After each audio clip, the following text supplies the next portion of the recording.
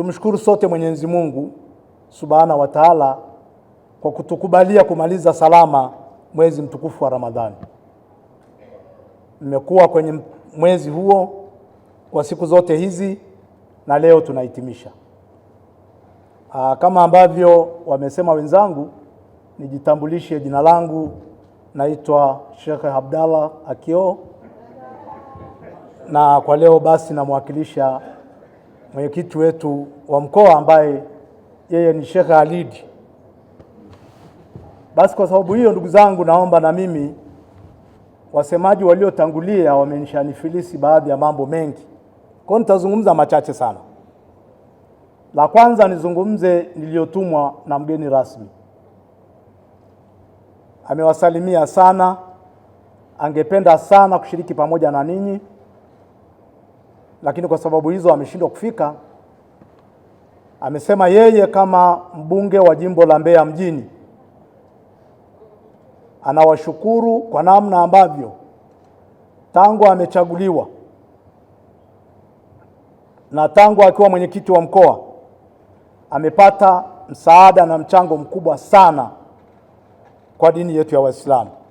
Sheikh anawashukuruni sana kwa namna ambavyo mmekuwa nao mwanzo mpaka mwisho. Anasema hakuna jambo ambalo waliwahi kuwashirikisha hamkuwa pamoja naye, na yeye anawiwa deni mpaka sasa. Ananiambia sina cha kuwalipa, natafuta lolote nitakalofanya walau ionekane hata kwa sehemu ndogo nimeshiriki pamoja na ninyi.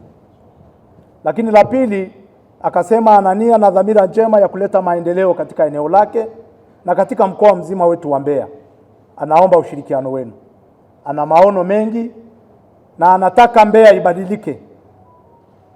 Sasa anaomba, kwa yeye peke yake hawezi, lakini ninyi mkimsaidia, tukaangalia Mbeya yetu imepungukiwa na mambo gani ili liweze kuwa jiji la kisasa, jiji la pekee, jiji lenye mvuto, jiji lililopiga hatua za maendeleo, ikiwezekana hata zaidi ya majiji mengine. Basi hayo ni maono yake, anaomba mumsaidie kuwaza, kufikiri na kuchukua hatua kwa ajili ya kufanya yale ambayo tukiyafanya kwa hakika jiji letu la Mbeya litabadilika na litapiga hatua kubwa. Yako mambo mengi na miradi mingi ambayo anayo, na kwa sababu ana nafasi yake ya kufanya ziara na kukutana na ninyi atakuja kuyasema, lakini anaomba msaada wenu. Hayo ya kwake, lakini akaniomba katika kuzungumza hayo niyaungamanishe na jitihada na kazi anazofanya Rais wetu wa Jamhuri ya Muungano wa Tanzania Daktari Samia Suluhu Hassan. Ndugu zangu, Waswahili wanasema mnyonge mnyongeni, lakini haki yake mpeni. Alhamdulillahi rabbil alamin, wassalatu wassalamu ala rasulillahi sallallahu alayhi wasallam wa ala alihi wa sahbihi wa ba'd. Baada ya kumshukuru Mwenyezi Mungu mtukufu, Mwenyezi Mungu ambaye kwa matakwa yake na upendo wake ndiyo ametuwezesha kukamilisha mwezi mtukufu wa Ramadhani, na ambaye pia ametuwezesha kuweza kukutana leo hii, kwa sababu tungeweza kupanga kufanya jambo hili, lakini kama Mwenyezi Mungu asingetaka kutupa kibali tusingeweza kufanya jambo hili. Kwa hiyo shukrani nyingi sana anastahili Mwenyezi Mungu mtukufu kwa kutuwezesha kwa yote na kutuwezesha pia kuweza kufanya baraza hili la Idi. Pili, nitoa shukrani nyingi sana kwa wote tuliowaalika kwa kuweza kufika na kuungana nasi leo katika tukio hili, na pia hata kwa wale ambao hawakuweza kufika kutokana na sababu mbalimbali ambazo huenda zimewafanya wasiweze kufika. Pia kuomba msamaha wale ambao hatukualika, ima kwa kusahau au kutokana na uwezo kuwa mdogo wa kuweza kualika idadi kubwa ya watu. Vile vile nitoa shukrani nyingi sana kwa Mheshimiwa mbunge wa jimbo letu la Mbeya na mwenyekiti wa Chama cha Mapinduzi mkoa wa Mbeya, Mheshimiwa Patrick Mwalunenge, kwa kushirikiana nasi kwa hali na mali katika kufanikisha baraza hili la Idi ambalo huwa tunalifanya kila mwaka katika eneo la wazi. Tunamshukuru sana na tunamuomba Mwenyezi Mungu ampe baraka nyingi sana, afya njema, na muwezeshe kuletea maendeleo makubwa jimbo letu la Mbeya na kuwawezesha vijana wetu kimaendeleo na kiuzalendo.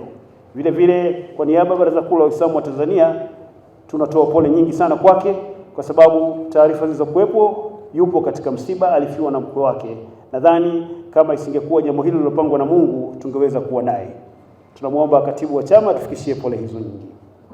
Ndugu zangu, leo hii ikiwa ni ukamilifu wa aya ya 185 ya sura ya pili ya Qur'an tukufu, suratul Baqara, pale Mola wetu aliposema walitukumilu al-iddata walitukabbiru Allah ala ma hadakum wa la'allakum tashkurun, na mkamilishe idadi ya masiku, kwa maana ya idadi ya masiku ya kufunga ambayo ni ima 29 au 30, na kwa kufanya hivyo mumtukuze sana Mungu kwa yale aliyowaongoeni, na kwa kufanya hivyo ndipo mtakapokuwa mmemshukuru Mungu. Mungu ameyasema hayo katika aya hiyo 185, kama ambavyo kwenye aya hiyo hiyo ya 185 ya sura ya pili suratul Baqara amesema kwamba shahru ramadhana alladhi unzila fihi alqur'ana hudan linnasi wa bayyinatin minal huda wal furqan, mwezi mtukufu wa Ramadhani ambao imeshushwa ndani yake Qur'an tukufu ni uongofu kwa watu. Naomba tupigie mstari hapo, ni uongofu kwa watu, sio uongofu kwa Waislamu peke yao, lakini ni uongofu kwa watu, na ni ubainifu wa uongofu na batili. Ni uongofu kwa watu kivipi? Ni kwamba ndani ya mwezi mtukufu wa Ramadhani ukiangalia sana yote makubwa na mazuri ambayo yanafundishwa na kukumbushwa ndani ya mwezi huo, basi ni mema ambayo yana msaada mkubwa kwa watu wote na sio kwa Waislamu peke yao. Mwezi mtukufu wa Ramadhani unawafanya Waislamu kuwafundisha sana kufanya ibada, wanafanya ibada nyingi sana na kutubia kwa Mungu, lakini kuna mafundisho ya mambo mema kama kusaidia maskini, mafakiri, mayatima na watu mbalimbali wasiokuwa na uwezo na watu wa makundi maalum kama alivyo waziri wetu makundi anayoyasimamia. Kwa hiyo mwezi huu unafundisha hayo mazuri, na mwezi huu wa Ramadhani pia unafundisha maadili mema, ambapo maadili mema ni kitu ambacho kinahitajika sana katika jamii. Tuna kila sababu ya kumshukuru Mwenyezi Mungu mwingi wa rehema. Anatutendea mema mengi sana katika jamii yetu ya mkoa wa Mbeya. Tumeweza kufanya ibada ya mwezi mtukufu na sasa leo tunashereheka. Mengi yamesemwa na waliotangulia kusema. Mimi ninachoweza kusisitiza katika yote yaliyosemwa, kubwa ni malezi. Na sisi kama Wizara ya Maendeleo ya Jamii, Jinsia, Wanawake na Makundi Maalum tunasema mmomonyoko wa maadili, makosa mbalimbali yanayofanywa na vijana wetu wa kike na wa kiume, chanzo kikubwa ni malezi. Kwa hiyo niwakumbushe tu, kila mzazi, kila mlezi, mtoto, wote tuungane kwa pamoja, tumsaidie Mheshimiwa Rais katika kuhakikisha tunasimama katika malezi. Wazazi na walezi tuhakikishe tunaongea na watoto wetu kinagaubaga. Tusiache, tusiseme kwamba nikimwambia hivi huenda hata jisikia vizuri inakuwa nimepitiliza.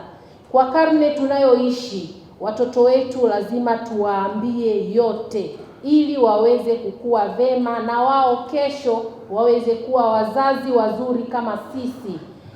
Nikupongeze sana RPC kwa kazi nzuri ambayo unaendelea kuhakikisha jamii ya mkoa wa Mbeya inabaki salama. Nimesikitika kuona vijana wale juzi pale Uyole, lakini kama alivyoongea RPC, alivyoongea Mstahiki, wote wanatoka kwenye familia zetu, na huenda wengine tunaswali nao misikitini, wengine tunasali nao makanisani. Basi tuendelee kusisitizana kuhakikisha kwamba vijana wetu wanabaki kuwa vijana wazuri, vijana wema, watende mambo mazuri. Niungane na nyinyi katika furaha hii ya kufungua katika sikukuu hii ya Eid al-Fitr. Hongereni sana kwa kufikia siku hii. Nasimama hapa kama kamanda wa polisi wa mkoa wa Mbeya kuwatakieni heri ya sikukuu hii ya Eid al-Fitr baada ya mfungo wa mwezi mzima.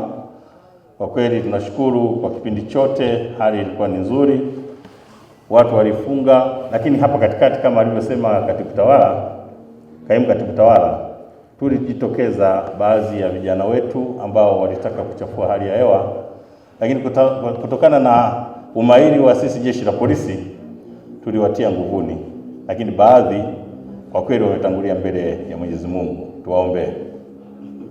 na wametangulizwa na wananchi ambao wamechukia hii hali. Sasa wakati sisi tunataka kuokoa kutoka mikononi mwa wananchi wanataka kutuzuia, na sisi tunataka kuokoa maisha yao kama ilivyo ada yetu katika mustakabali mzima wa jeshi la polisi, kulinda usalama wa raia na mali zao. Lakini maisha yao sasa yalikuwa hatarini kwa sababu wananchi walikwisha wachoka. Na hii ni kwa sababu baadhi ya wazazi, nichukue fursa hii kuwataja baadhi ya wazazi ambao wanawaendekeza watoto kwenye tabia hizi za uvunjifu wa amani na tabia za wizi pamoja na kujipatia mali kusiko hitajika. Yaani wanajipatia kipato, wanataka kipato cha haraka, lakini wanakwenda kudhuru watu na kwenda kuharibu baadhi ya nyumba za watu kwa kubomoa na kuingia kwa ajili ya kujipatia mali. Sasa nitumie fursa hii kuomba ndugu zangu Waislamu, leo hii tunapofungua basi tuwaase vijana wetu. Maana hao vijana wako katika dini zetu ambazo tunazo. Wako katika dini ya Kikristo, wako katika dini ya Kiislamu. Hatuwapati dini nyingine, labda kama ni wachache wale wapagani, wachache sana. Kwa hiyo mimi niombe tu mashehe, mamufti mlioko humu, viongozi wote wa dini, kwa kweli tunaporudi kwenye maeneo yetu ya ibada tuwaase sana vijana ili jamii yetu iweze kuwa salama, iishi kwa amani, wasisumbue wananchi wengine na waumini wengine ambao wanataka kumtumikia Mwenyezi Mungu, lakini pia kuishi kwa amani katika maeneo yetu ya mkoa wetu wa Mbeya. Salamu alaykum. Ngoja niwasalimie kwa lugha ya Kiislamu. Salamu alaykum. If I was in Nigeria today, my Muslim neighbors, they bring food to me. Anasema angelikuwa Nigeria leo, rafiki yake ambaye ni jirani yake Waislamu wangelimletea chakula. And when I meet them in the way, I always greet them, Salamu alaykum, and they respond to me very well. Na ninapokutana nao njiani tunasalimia salamu alaykum na huwa tunajibizana vizuri. When I came in this morning, nilipokuja hapa asubuhi ya leo, I've met great leaders among us. Nimekutana na viongozi wakuu katikati yetu. I've met the regional, do you call him chief imam? What do you use here? Sheikh, okay. Nimekutana na shehe wa mkoa. I'm a great leader there. I appreciate you, sir. Anakuheshimu sana na anakushukuru sana. I've met his vice. Amekutana na makamu wangu. I've met the secretary for the ruling party. Amekutana na katibu wa chama tawala. God believe in leadership. Mungu anaamini katika uongozi. If there's no leader, there can be no peace.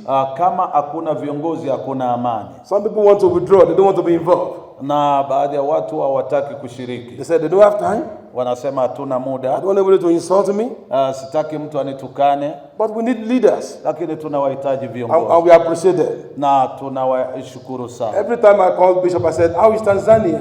Kila wakati napompigia askofu simu nasema Tanzania inaendeleaje? Because in my judgment, this is the most peaceful country in East Africa. Na hii ndo nchi ya amani katika Afrika Mashariki yote. When you come in Tanzania, you can feel the peace in the air.